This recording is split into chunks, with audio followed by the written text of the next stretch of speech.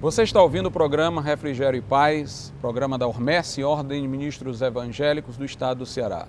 Quem vos fala é o pastor Glauco e nós estudamos em ocasião anterior um texto do Apocalipse, vamos relê-lo e dar continuidade à nossa exposição sobre o final dos tempos e sobre o que está acontecendo no presente momento, enfocando tudo isso à luz das profecias contidas na Palavra de Deus.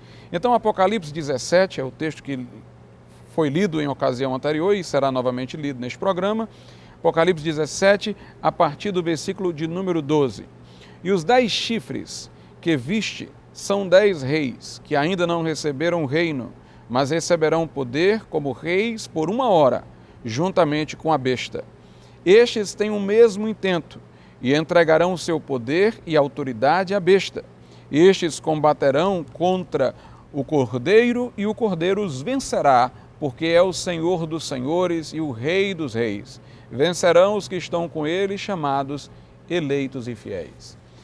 Na nossa oportunidade anterior de expor a palavra de Deus em programa pretérito, mostramos que o cenário histórico do presente tempo ele evidencia a chegada dos últimos acontecimentos que estão profetizados.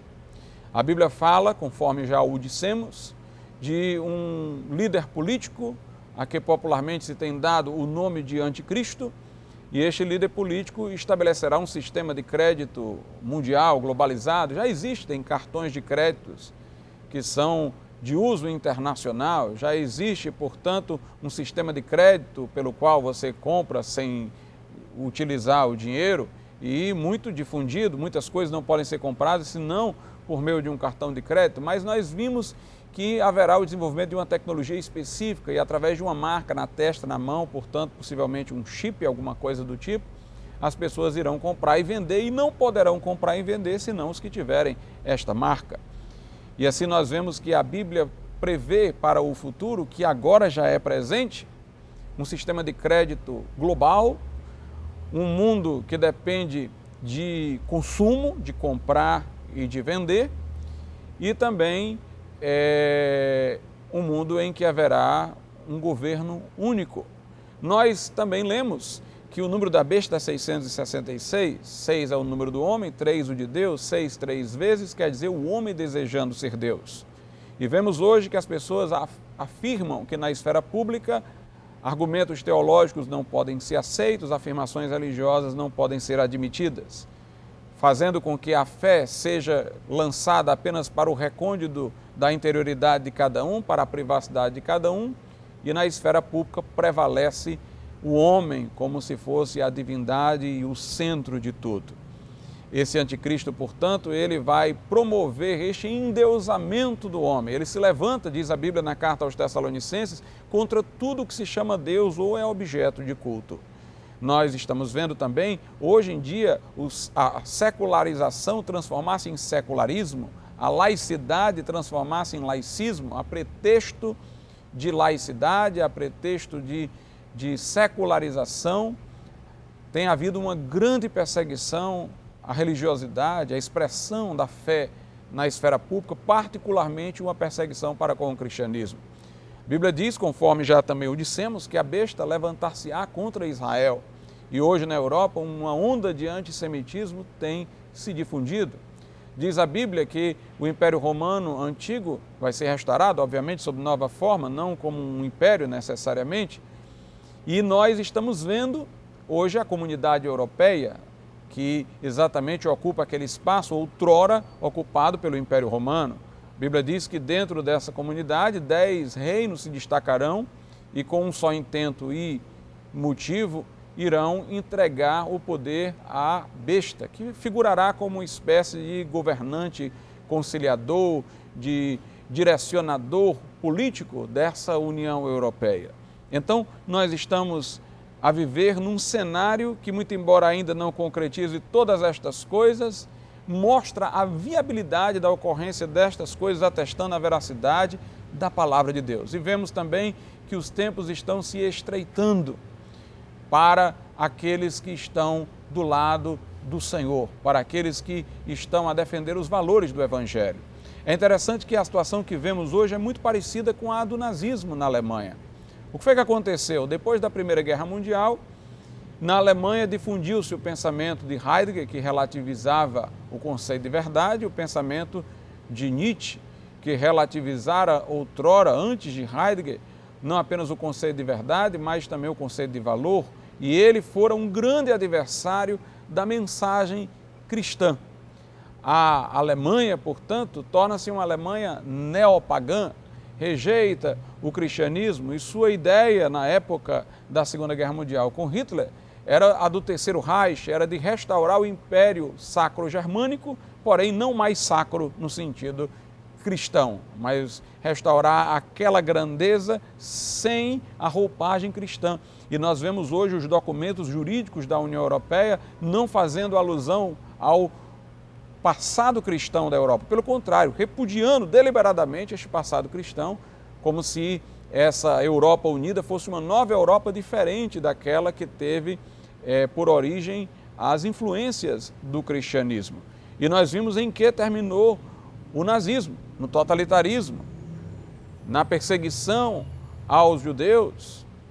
Também era uma visão mundial, global, a do nazismo, e terminará por ser também a visão dessa situação relativa à União Europeia que vemos agora. Nós podemos observar que uma tentativa de mundialização, de globalização, existiu também em tempos muito antigos, na época da Torre de Babel. Vejamos o que a Bíblia diz lá no livro de Gênesis, que é o primeiro livro da Bíblia. Em Gênesis, a Escritura diz-nos o seguinte, no capítulo de número 11, isso foi logo nos primórdios da história da humanidade. E era toda a terra, Gênesis 11, a partir do 1, diz, e era toda a terra de uma mesma língua e de uma mesma fala. E aconteceu que, partindo eles do Oriente, acharam um vale na terra de Sinar, e habitaram ali. E disseram uns aos outros, eia, façamos tijolos e queimemo-los bem. E foi-lhes o tijolo por pedra e o betume por cal. E disseram, eia, edifiquemos nós uma cidade e uma torre, cujo cume toque nos céus, e façamo-nos um nome, para que não sejamos espalhados sobre a face de toda a terra. Então desceu o Senhor para ver a cidade e a torre que os filhos dos homens edificavam. E o Senhor disse, eis que o povo é um, e todos têm uma mesma língua, e isto é o que começam a fazer, e agora não haverá restrição para tudo o que eles intentarem fazer. Eia, desçamos e confundamos ali a sua língua, para que não entenda um a língua do outro. Assim o Senhor os espalhou dali sobre a face de toda a terra, e cessaram de edificar a cidade. Por isso se chamou o seu nome Babel, porquanto ali confundiu o Senhor a língua de toda a terra, e dali os espalhou o Senhor sobre a face de toda a terra. Nos primórdios da humanidade também o homem quis mostrar a sua grandeza.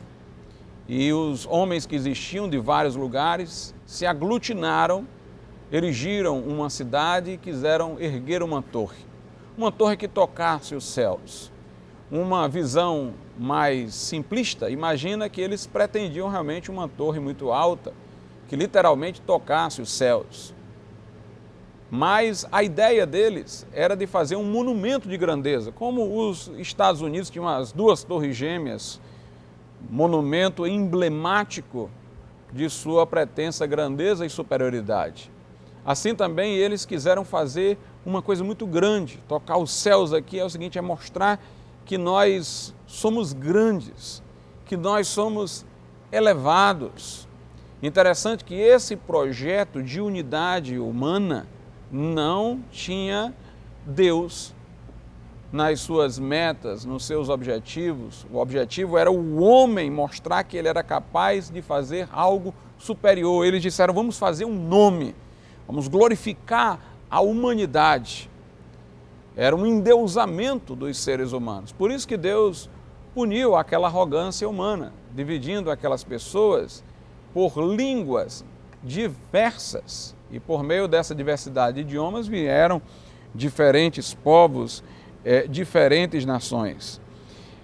Naquele momento ali, nós vemos também uma coisa semelhante ao que vai acontecer no período final.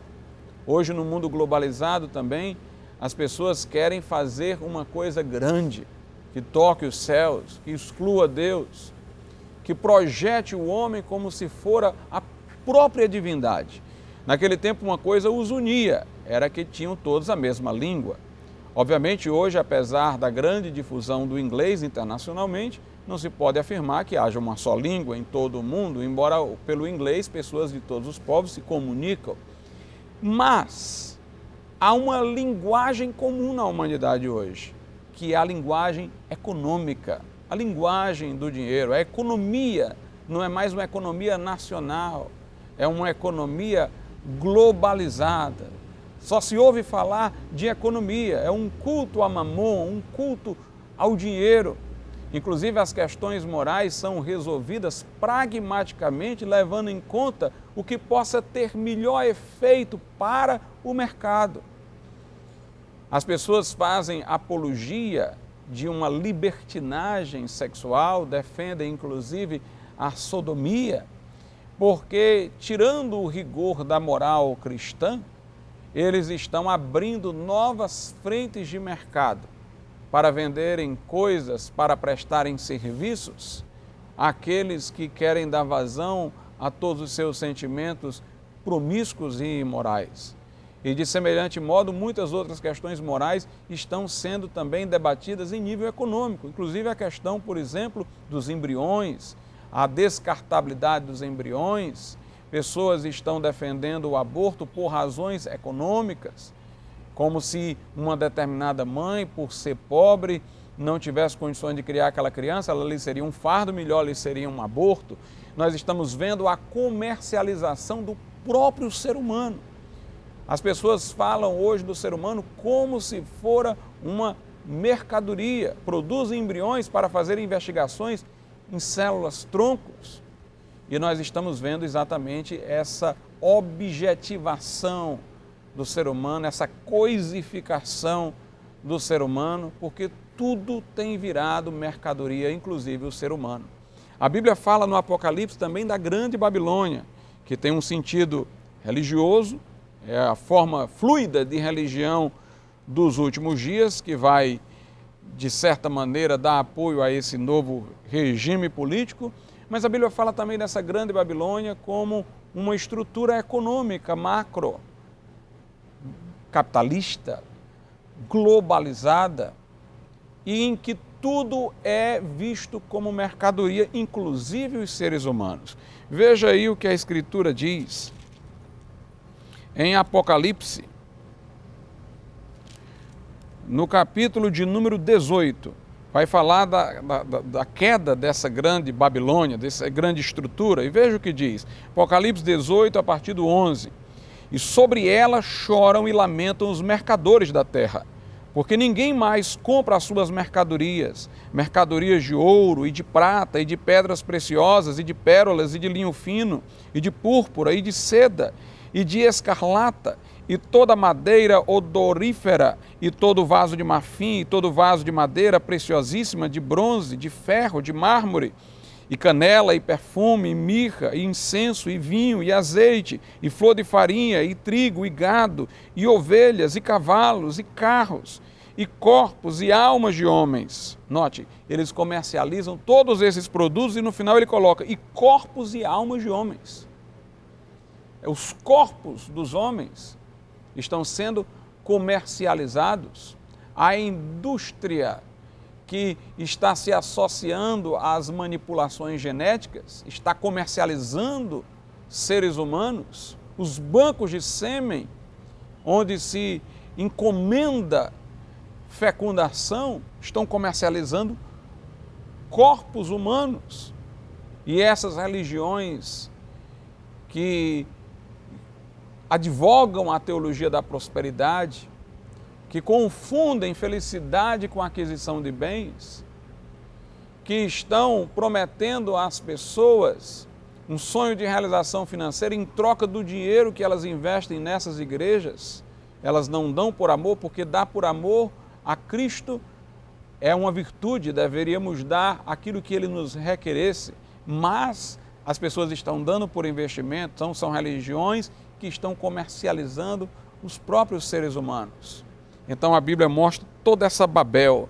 Diz aqui a continuidade, versículo 14, e o fruto do desejo da tua alma foi-se de ti, porque nessa sociedade se quer satisfazer todos os desejos, e todas as coisas gostosas e excelentes se foram de ti, e não mais as acharás. Os mercadores destas coisas que com elas se enriqueceram estarão de longe, pelo temor do seu tormento, chorando e lamentando.